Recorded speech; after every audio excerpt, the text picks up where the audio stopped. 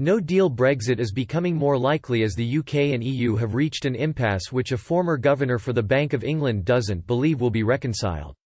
No-deal Brexit could be reached in just 6 weeks in the next phase of the UK's withdrawal from the EU after negotiations ended badly this week. The bloc is fighting for the UK to continue following their rules and regulations, which doesn't make sense to Lord Mervyn King. He explained people voted to leave the EU to stop following their regulations, as he went on to note that there isn't an easy way out of these negotiations. Speaking to LBC, Lord Mervyn said, one of the reasons for leaving the EU would be that the UK would then decide its own regulations that would apply to our economy. The European Union is arguing that even though we will leave the EU, we should still follow their rules and regulations in order to have a free trade agreement. That is unprecedented. There is no real parallel for that. I think the arguments put up by the EU don't make a great deal of sense.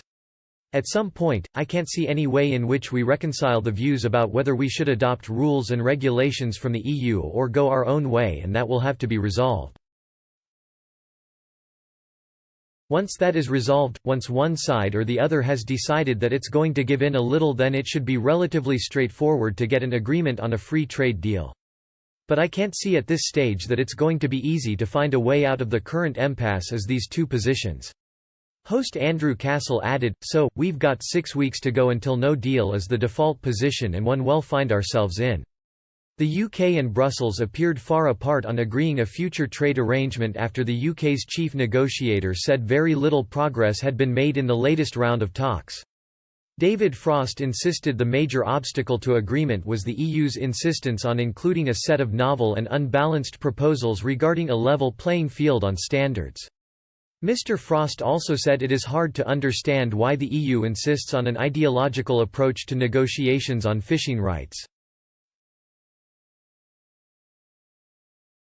The EU's chief negotiator Michel Barnier insisted that the UK could not have the best of both worlds in a deal, as he said the talks failed to produce any progress on the more difficult subjects.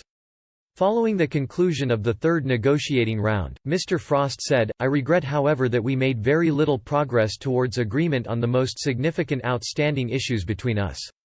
It is very clear that a standard comprehensive free trade agreement, with other key agreements on issues like law enforcement, civil nuclear, and aviation alongside, all in line with the political declaration, could be agreed without major difficulties in the time available.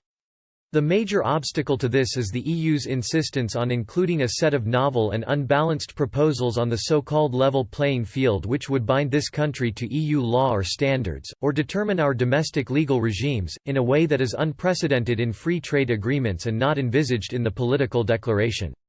As soon as the EU recognizes that we will not conclude an agreement on that basis, we will be able to make progress."